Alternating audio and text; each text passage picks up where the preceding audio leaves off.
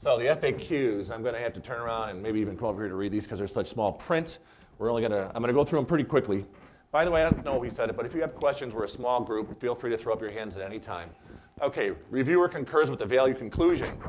So I'm performing a review of a real property appraisal. My client has asked me to give my opinion of value, even if I agree with the value in the appraisal. Does my concurrence constitute an appraisal? And if so, what do I need to do to comply with USPAP? Yes, even if you just simply concur with the value, you've made an appraisal, and now you're back in standard 3 land. Appraisal review and state appraisal boards. Is a reviewer permitted by USPAP to file a complaint with the state appraisal board without the consent of his or her client? It's the opinion of the Appraisal Standards Board that a reviewer may, absent of any higher precedent law or regulations, file a complaint with the state appraisal board without the consent of his or her client. Why? Because one of the exceptions to the confidentiality clause is right there, state appraisal regulatory agencies.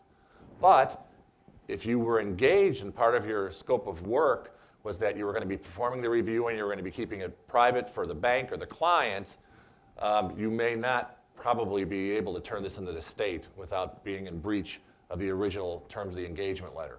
Would you agree? Yeah. Okay, reading appraisal reports. I recently completed an appraisal. I forwarded the report to the client.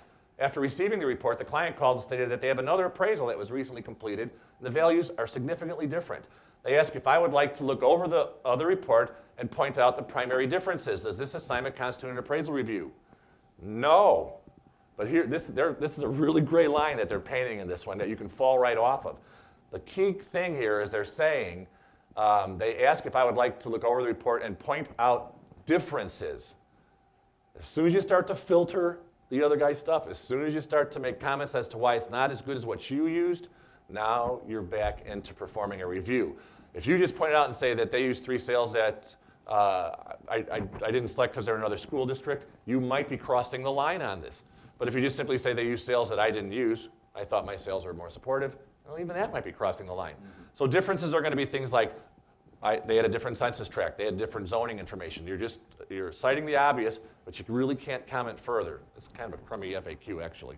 This is not part of the original scope of work. You're really not supposed to do it. I guess I would agree with that. I mean, everybody just heard what Bob just said? If this is not part of the original scope of work, and there is a client out there who's doing this. It's RELS. Anybody work for RELS?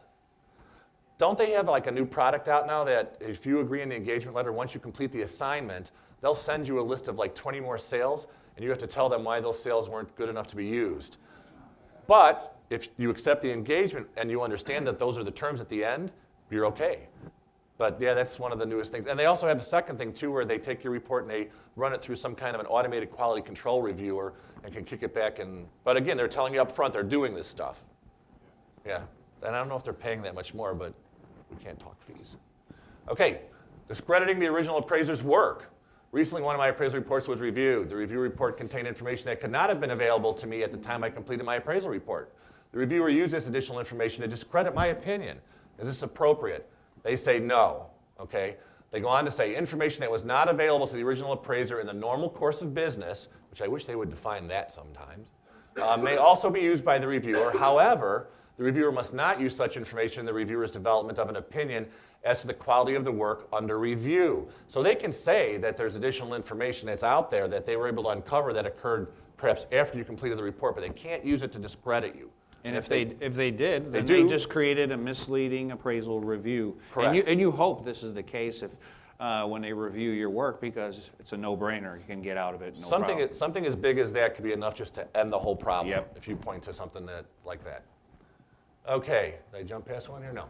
Reviewer, appraiser bias. An appraiser receives a request to review an appraisal. However, the reviewer has previously appraised the same property. Does the reviewer's prior experience with the property create a bias that then precludes an objective review? They say no.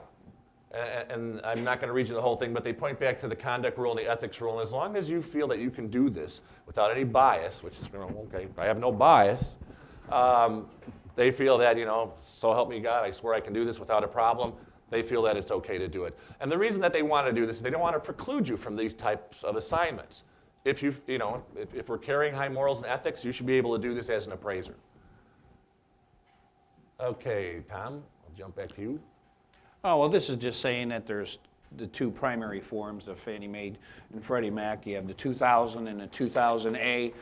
Both forms have embedded language, and I would request that each and every one of you who are doing reviews, the next time you do one, take the time and read through the forms, because you probably need to refresh yourself.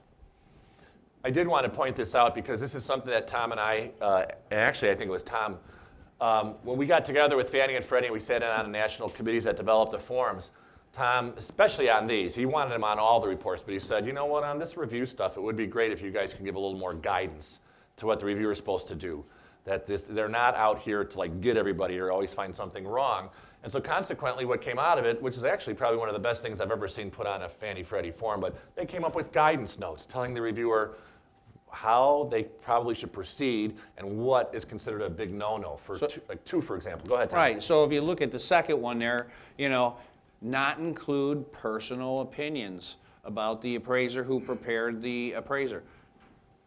You see it all the time. This appraiser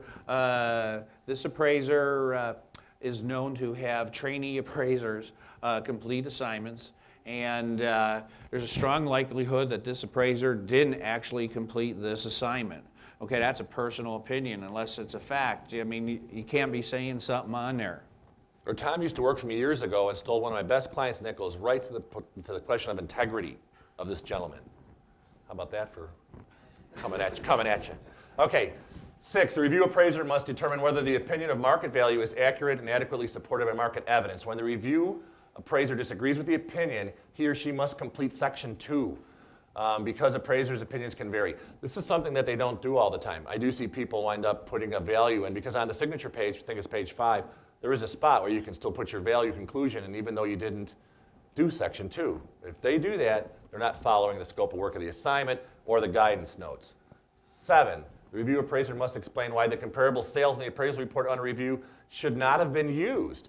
They just can't say, I've got better ones. I mean, they're going to have to say under a summary exactly why they shouldn't have been used. Simply saying, see this grid is unacceptable. The review appraiser must explain, must provide their own sales. If they think yours are no good, where are the better ones?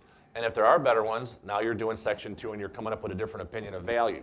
So if you're going to defend against a review like that, what's one of the key things that you can use? You can run what? CMA, you can list all the sales. I mean, if you, what comparables were available back at the time. Now, if you could run a CMA and it lists off 20 sales, and if you look at sale 18, 19, and 20, the highest priced ones are the ones that you picked, and a reviewer picked sales 9, 10, 11, well, and if you don't have a valid reason for why you used those upper end sales or why the value opinion was at the upper end, okay, you might have a little problem there, and vice versa. If you use mid-grade sales and you explained why you used your sales, but then that reviewer picked 1, 2, 3 and came in with a lower value conclusion, now you can sit there and say the review appraiser is simply picking the lowest price sales here. We have a question out here, Tom. Oh, I just want to know where that is. We got a mic, there we go. Lou to the rescue. Where is this? Where is this found? That's a very good question. She said, where is this? Yeah, where is this found? On the Fannie Mae forms, Fannie Freddie, but usually they're just called the 2000, which is for 1 unit, single family, and the 2000A, which is for 2, 3, and 4 units. This is going to appear right after the signature page, right before the certification page. It's built right into the form and software. I know we talked earlier about things like intended use, intended user. Most of the Fannie Freddie forms are going to have that embedded in there. That's more direction to you guys that do commercial. If someone's doing a review of a narrative, make sure that they're, again, setting it up the way that they should. It has to comply to standard 3. Looking on here to question 9, what they're saying here is you can't just say yes and no's. Is the appraisal any good? No. Are the comps good? No. You have to give some summary. The review appraiser must provide specific supportable reasons for disagreeing with the opinion of value. You can't just say your value is wrong without doing his own sales comparison analysis to prove that you're incorrect.